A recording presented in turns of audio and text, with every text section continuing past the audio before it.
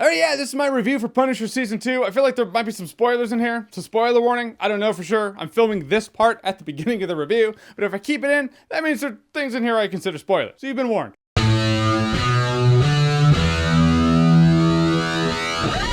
The Punisher Season 2. So The Punisher Season 2 is Season 2 of Netflix's Punisher, probably also the last season. I didn't review Season 1. I know, I feel like I don't have to in order to review Season 2. Why didn't I review Season 1? The answer's simple, because it just didn't grab me. Fans, critics, everyone was like, you're gonna blow a load over this, and if you don't, you should. And I was like, I don't know, it just kind of seems like Otacon and Snake hanging out, but less interesting. Other than the last 4 episodes, the show just didn't really grab me. Season 2 did, so I'm gonna talk about Season 2. So Season 2 of The Punisher, like most any Marvel Netflix show, is actually a couple plots going on. There's the Billy Russo versus Frank Castle thing, and there's this religious fanatic hitman guy. He's like Javier Bardem from No Country for Old Men, but instead of that thing that they use to put down cows that he kills people with, he has a normal gun, and instead of that haircut, he has pseudo-intellectual Bible passages. But whenever Amish Paradise there was on scene causing problems, I was damn entertained. Same with Billy Russo. And usually I'm of the mindset that, or amnesia plot lines, they suck and they're lazy and I don't like them. It's like ever since Smallville, everyone always lost their memory to forget Clark Kent's powers. From Smallville on, I was like, all right, that's just lazy ass storytelling. So Billy Russo, of course, has amnesia in Season 2. He doesn't remember what he did in Season 1, but I actually felt like that made for an interesting dynamic, because to him, he's not the villain. He doesn't remember. To him, Frank Castle's the villain. He's this scary ass Terminator coming after him. In fact, all the villains in here are some form of mirror on Frank Castle. I found that really cool, because Frank Castle is not a nice guy at all. He has a code, yeah, and I respect that. And if push comes to shove, I'd want Frank Castle to have my back. But to a lot of people, he's pretty fucking hardcore. And he's hardcore in this show, and that's what I like about this show. The show doesn't pull punches, literally at all. It's hyper violent, but the Punisher, it elevates the violence. Yes, you can elevate violence. Mortal Kombat is testament to that. Look at that fatality. Tell me that's not art. And the Punisher Season 2 does the same shit. Whenever Frank Castle is dispatching anyone in very creative, if not very quick ways, I guess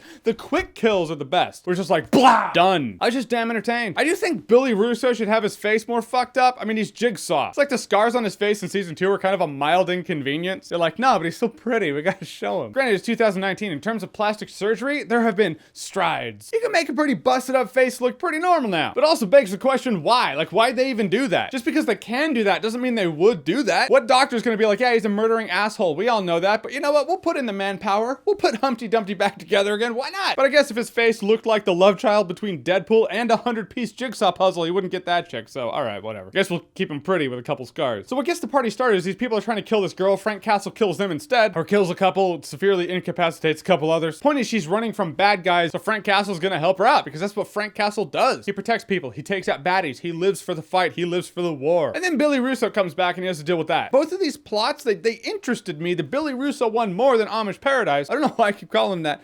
Because Weird Al is a fucking author and a poet, that's why. If I had to pick one, I'd pick Billy Russo. Keep him. He's the one more interconnected with the agencies. It's more personal. It's springboarding off of Season 1, so it makes more sense. I do wish some of the agents had a better arc. Like, Agent Madani's back. I mean, Season 1, I felt she was one of the weaker parts. Season 2, she's actually quite good. But there are two kinds of cliches that make me feel like, you did that. One is amnesia, and the other's got shot in the head and still lived. This show does both of those. But for some of the other agents and cops, I wanted to see more of them. Like, there's this one cop in here. He's kind of a dick, but he's a good cop. And he's like, no, Frank Castle's killing people, gotta bring him in. And I wanted to see more of his struggle with that. Because, you know, eventually he's gonna come around and be like, all right, maybe he's not so bad. Maybe the lines are blurred here and there. He doesn't really know how to deal with that, so he just comes across as a dick. He wants to take Frank Castle down. I wanted to see more of that dynamic in here. That could have been like front and center. As it stands, it's kind of a side note, and if that other arc that's not the Billy Russo arc, like crazy religious hitman guy arc, if that had to take more of a backseat to make this one front and center, I'd have totally been fine with that. In fact, I probably should have done that. In this show, like every Netflix Marvel show,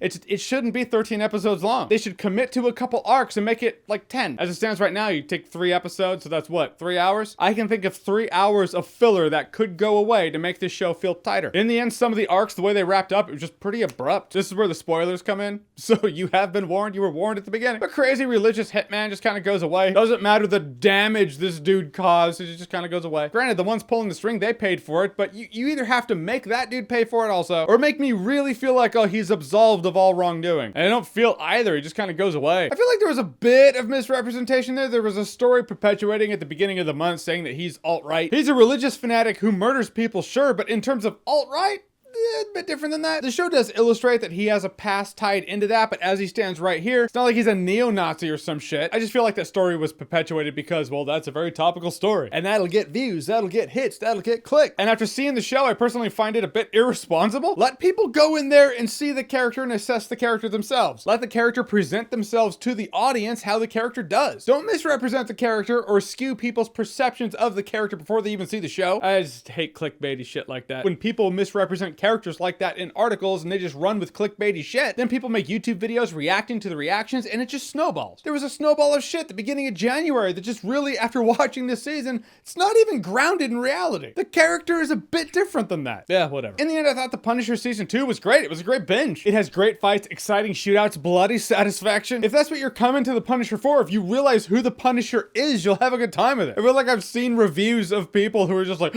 guns in the state age? Yeah, it's The Punisher. People die. I just wish the story arcs flowed together a bit more, rather than feeling like a couple of compartmentalized story arcs. I feel like there are two kinds of people in the world. People who will watch Season 2 over Season 1 and Season 1 over Season 2. I personally like Season 2 over Season 1. But even if the Marvel Netflix shows weren't getting canceled, I would still feel like this is dead show walking. Frank Castle does not exactly conform with the perspective of civilized Hollywood tweeters. He's a dude who's angry judge, jury, executioner, executes people with guns. He's like everything top tier Hollywood tweeters hate. But I think The Punisher Season 2 was a good watch. It's a great binge, worth binging, so binge it. Alright, so The Punisher Season 2, have you seen it? What did you think about it? Or what do you prefer, Season 2 or Season 1? Whatever you think, comment below, let me know. And as always, if you like what you've seen here and you want to see more, click right here to see more.